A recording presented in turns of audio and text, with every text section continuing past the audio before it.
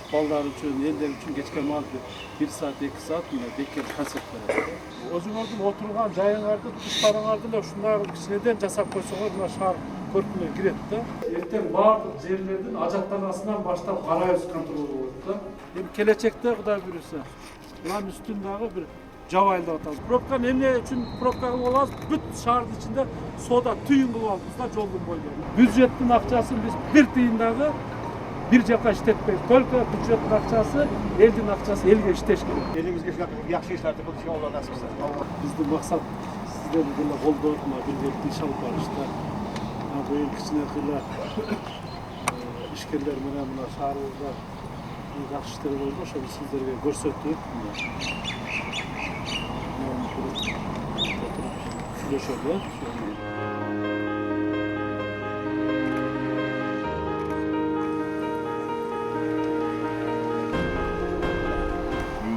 Заманбап паркыбызды ишке киргизип алдык.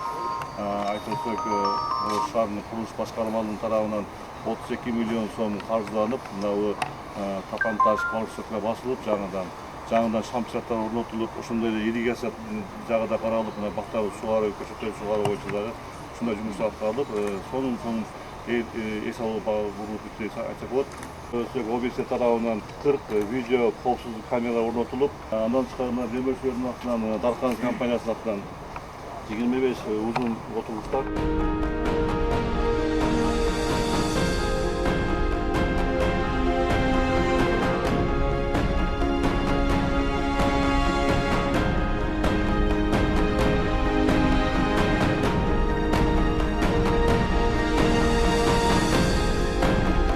интернеттен көрүп, шаар үчүн кылып, баарын көрүп, угуп, ошо мен да келип ушул иштерди кылайын деп кылдым эле.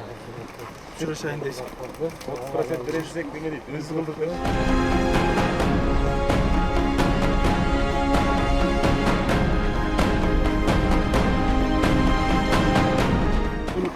Өнүктүрөбүз дейбиз. Анан туристтер келсе, элементарно ушу ажатканаларга көңүл бурбайбыз да. Шаарда кафе болобу, ресторан болобу, парк иштетеби, жеке ишкерлик кылабы, баардыгы биринчи очередь ушу ажатканага көңүл буруш керек да. Мына колдон келсе бир соолчулук ишинде бир көчөнүн боюна бир тоонунда көп жүргөн жерлерге ушундай чакан ажатканаларды оңдоп койсок керек. Ушундай баардык жерде баскан турган жерибизди өзүбүздөн баштап ушундай оңдошубуз керек. Жаштар театры да айтылат, жаш балдар театры деп. Мунунку эски жетип калган театрды мына бул Строй Сити компаниясы тарабынан Азамат деген компания келип ушул жерде өз демөөрчүлүгүн алып, оңдоп түзөп, тиги жартылар коюп, балдар жей салуу үчүн жайларды сонун кылып берсем болот. Мына өзүнүн инициативасы менен келип. Биздин маданият кызматкерлери, маданият үйүнүн кызматкерлери ушул жерде жаш балдар үчүн, элдер үчүн кечке маалда 1 саат, 2 саат мына бекер концерт берет. Паркка киргенде балдарын алып келип, ушу суббота күнү кечкүнү ушул жерде концерттер болот. Анан бул жердин акыбалы өтө мындай кандай десем, начар болгон экен да. Анан ошону Азаматка айтсак келип, кыска убакыттын ичинде бул 10-15 күн ичинде мыналарды коюп, баардыгын сахнаны жасап берди. Үстүн дагы жаптырайлы десек, наоборот караңгы болуп калгыдай да. Үстүн жаптырбай эле ачык болуп койду. Бул ишти баягындай жак театр болду да. Анан келечекте мына артыңыздарда көрүп атасыздар, мына биздин ошол театрчы бул дагы акыбалы өтө оор экен. Биз азыр буну проект даярдап атабыз. Буну дагы толук мындай реконструкциялап, жакшы оңдоп, анан жайдын бул ичинде бир 1000 адам отура турган баягындай концерттерди өткөзгө турган театр кылайын деп атабыз. Кыран театр өзүңөр билесиздер, филармония, Бабур театрлары ал маданият министрлигине карайт. Эгер ал жерге акча түшсө деле, ошол министрликтин шотуна кетет. Биз эми жергиликтүү өзүн-өзү башкарып болгондон кийин биз акча түшүрүшүбүз керек да бюджетке. Акча түшүрүшүбүз керек, ошон үчүн ушуну дагы наркы жылы Кудай буйруса оңдоп түзөтүп өткөзөбүз. Быйылкыга иштеп этпей калдык, наркы жылы бул жерде жасайбыз. Шаардыктар үчүн паркка келгендер ушул жерге келип жакшы концерт көрүп, мындай руханий байлык алып келе турган жай болуп калат.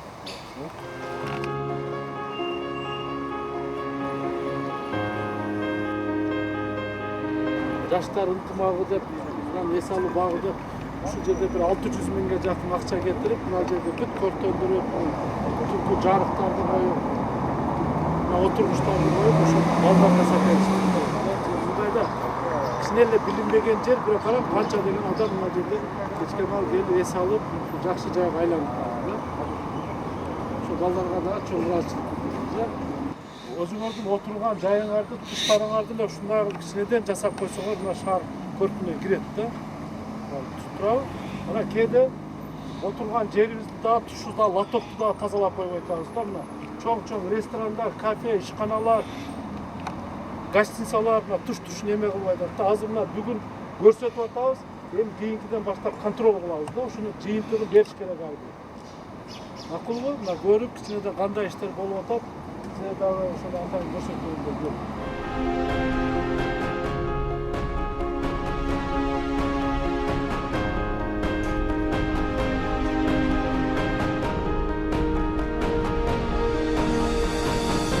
Келіп bir айдың убагында 7 миллион акча каражатын өзүнүн эсебинен кетирип, күнү түнү 50ден ашык ишкерлер ушул жерде иш алып барып атышты. Вот кеч караңгыда кетишип, светтерде иштешип атты. Бул жерде дагы Ихлас компаниясынын директорунун помощниги бар экен, тилекке каршы бүгүн Бишкекте болуп калышыптыр. Өзгөчө вот Ихлас компаниясына ыраазычылык билдирип кетсек болот. Мына центральный ходун көрдүңүздөр, тоже өзгөчө көңүл бурушуп, өздөрүнүн баягы художественный немелерин, өздөрүнүн идеяларын сунуштап атышыптыр. Ушундай сулуу кылып туруп, дарбазасын кылып, мына лестницаларында акыбалын көрдүңүздөр, атайын мраморларды алып келип жасашты.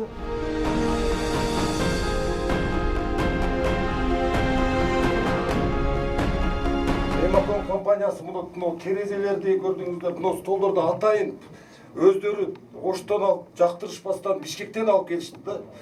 Ошондой эле могул жерде өзүбүздүн мына магазиндерди иштеткен, Курманжандатка көчөсүндө иштеген биздин ишкерлерди чакырдык. Галерея Ош компания магазини барбы бул жерде? Вот ушу галерея Ош магазинине да өзгөчө ыраазычылык билдирип кеткибиз келет. Ушул жерде строй материалдарды бүт ушу галерея Ош компаниясы бизге жардам берип берди. Эртең баардык жерлердин ажаттанасынан баштап карайбыз, контроль болот да. Астын үстүн баардыгын карап, эми мыйзамдар бар, баягы менчигинин түрүнө карабастан баардыгы башыйт да. Түшүндүңөр да? Ошон үчүн биз азыр бүгүн көрсөтүп, кийин бизде шаардын ичиндеги баардык кызмат көрсөткөн ишканалар ушундай болуш керек, ажатканасынан баштап. Отурган ушу кафе, ресторандардын баардыгы, даже сервировкаларынан бери карайбыз. Кээде жашыргандар эмне кафелерге кирсең, бүт антисанитария. Бардыгы туристтер келип атат, билинбей канча миңдеген туристтер, 2 эсе, 3 эсе өстү туристтердин келгени.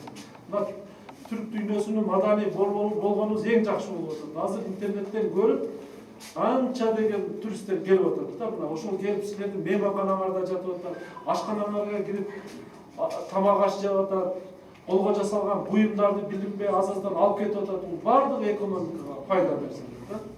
Ошон үчүн биз Ош шаары мына экинчи борбор кала өзүнчө статуска ээ шаар болгондон кийин биз бардык жагынан урматтуу ишкерлер үлгү болушубуз керек да. Макулбу, анан колдон келсе шаарга жардам, келбесе өзүңөрдүн отурган жайыңарды оңдоп түздөш да ошол. Түшүндүңөр да, максат ошол. Анан кээде мындай мен көрүп атпайсың, эртең менен кеч кирип атам, кирген жерде сөзсүз бардак да. Көпчүлүк жери. Кайсы кафе, ресторанга кирбе, сөзсүз ошол жерден антисанитария да. Мейманканаларына кирсең, элементарный жасап кое турган нерселер жасашпайт. Азыр Асанбек көрсөттү буну. Уялбай эле кирип бир сыра карап койгула да. Мына ажатканасынын нар жагына кирип көрүп койгула. Акыл ушундай болуп шаарыбызда бир оңдоп түздө иштеген.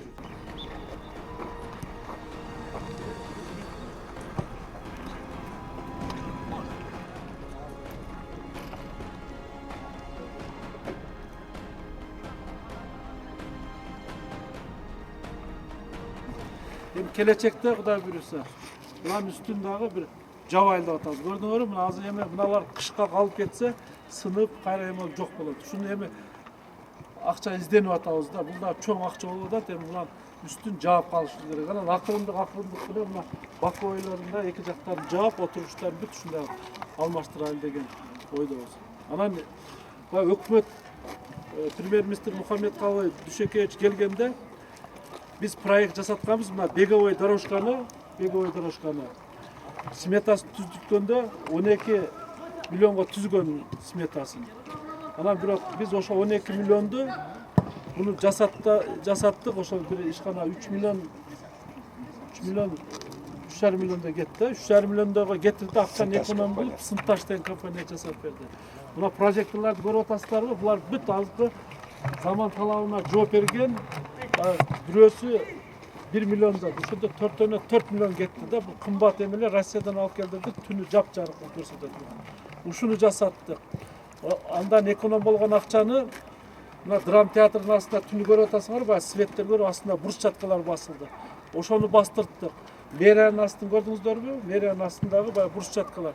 Ошолор барды. Мындача айтканда, мынага кете турган акчаны биз эконом кылып, канча деген иштерди бүтүрдүк да. Сапат Global компаниясы тоже жардам берген. Отургучтарга 300 миң акча. Визион компаниясында представитель ушул жерде жүрөт. Визион компаниясы барбы? Визион. Талайбек көпүрдө 700 миң акча жардам берген. Жакшы. Анан эми мына анау туалет ажаткананы көрүп атасыздар да. Билинбеген менен ушул деле 2 миллиондой акча кетти. Азыр барып көрсөңүздөр болот, ажаткананы да акча. Өтө оор ажаткана болгон эмес экен стадиондун ичинде. Мына билсеңер баякындан дагы жакшы. Аны азыр паркта көрдүңөр го. Андан дагы жакшы ажаткана мына. Мужской, женский. Анан эң негизгиси мына мүмкүнчүлүгү чектелген жарандарыбызга да ыңгайлаштырып ошол жерге баягы эме ажаткананын өзүнчө кылдык, анан ортосунда турган ошо мүмкүнчүлүгү чектелгендер, инвалидтер үчүн жасалган ажаткана да. Туурабы? Мына ажаткана болгон эмес экен стадиондун ичинде. Эң проблема ушул. Союз мезгилинде аркасында бар экен. Азыр эми ошол эле жигит айтып атат, буну дагы мына Yüzüm ишканасы Марс деген жигит жасап берди. Аркасына ошол чуркаган спортсмендер үчүн душ жасап берип атат да, душ. Чуркагандан кийин мына биз спортсмендерге бир сыйга чайканып кетет. Эми бул стадиондо дагы Кудай буюрса, мына чуркаган мына болбош керек. Эми спортсмен балдар болсо, билет, бунун үстүнөн баягындай резиновый эме покрытие кылайлы деп атабыз да, дорожканы резиновый. Аны да изденип атабыз, бир ишке жигиттер жасап беребиз деп аракет кылып атышат да. Мына эми Борбордук стадионубуз деп толук талапка жооп бербесе дагы мурункуга салыштырмалуу кичине оңдолуп түздөлүп калды.